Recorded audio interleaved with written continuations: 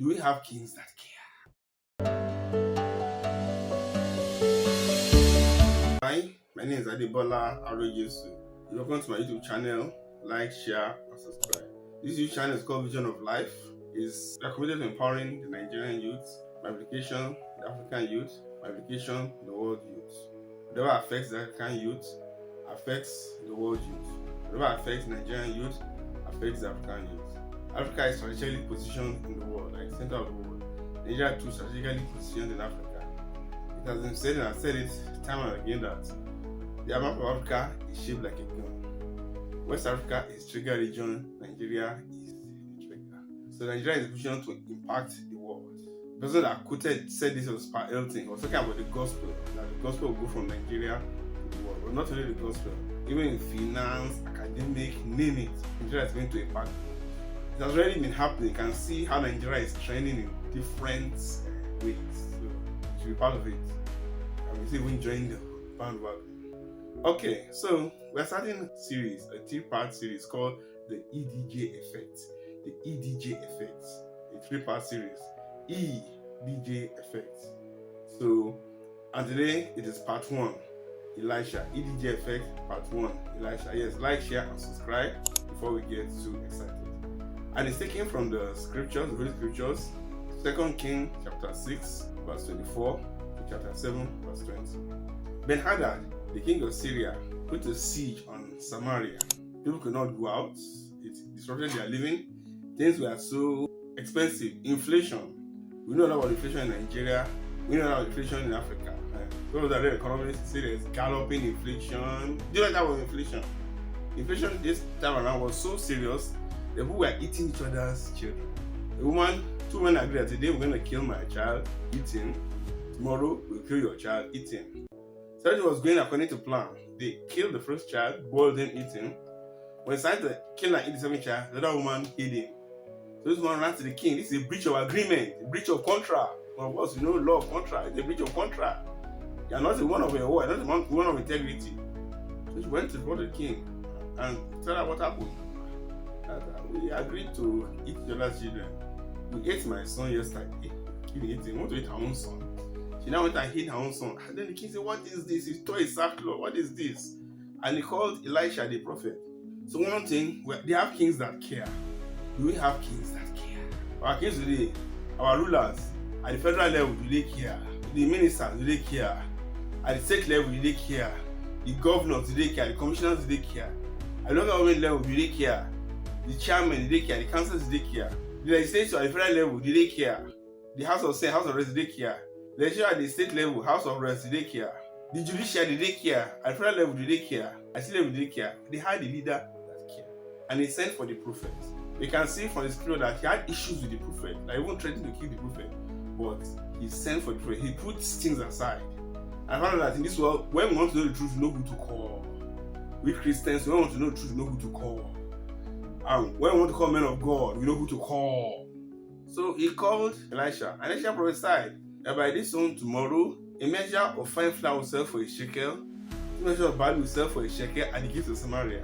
And they appeared to the king, where the man with the king lived, said that, is that possible? That even if God throw open the floodgate of heaven, can it happen? That's it, it will happen.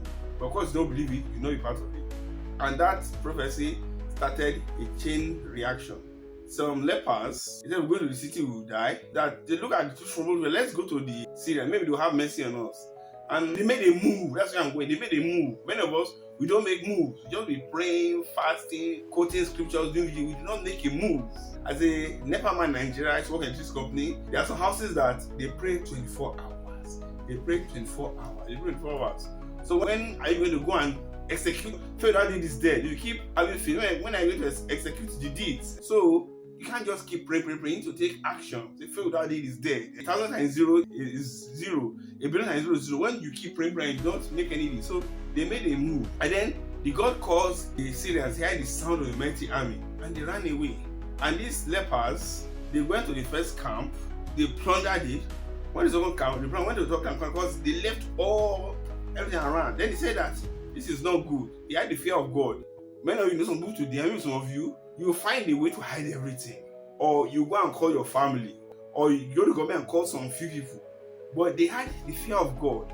So they went to report to the king. The king too doubted it. Is this a trap? Is this a trap?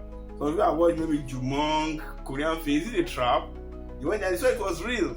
So they acted on it too. They didn't just disbelieve, they acted on it. Everybody is taking steps, practical steps along the way. They all take practical steps along the way. Yes. Like, share, and subscribe. Let's not carry the way.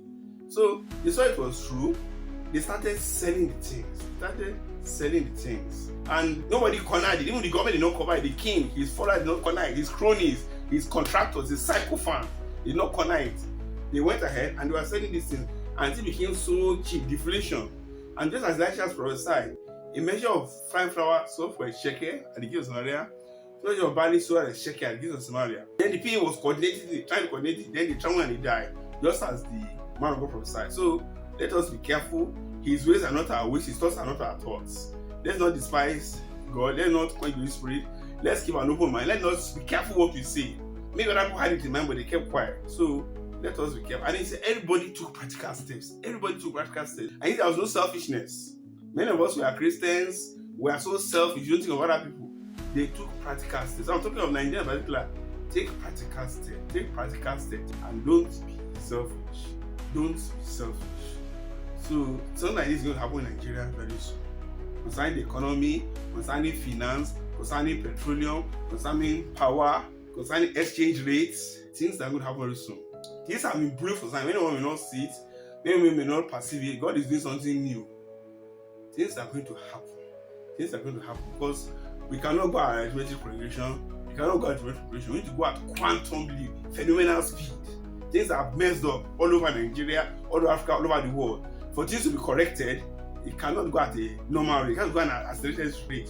First come out of the matrix, first come out of the simulation, first come out of La La Land, for us to reset the world, for us to run the world back to factory setting, for things to change, for the world to be reset, for it to become God's world again, the world God planned it. Things are going to go fast, and they're going to go fast. There's going to be a rapid change. That's called EDJ Effect, Elisha.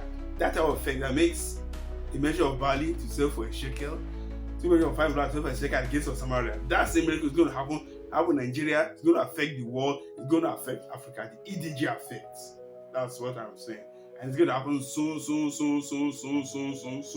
And this year, Nigeria is going to be the most comfortable country to live in. Go and write it down. Yes. So this is the end of part 1. EDJ effect. We're going to part 2, going to part 3. Things are going to change. Get ready. It's Adiba. Like, share, and subscribe. See you in the next video.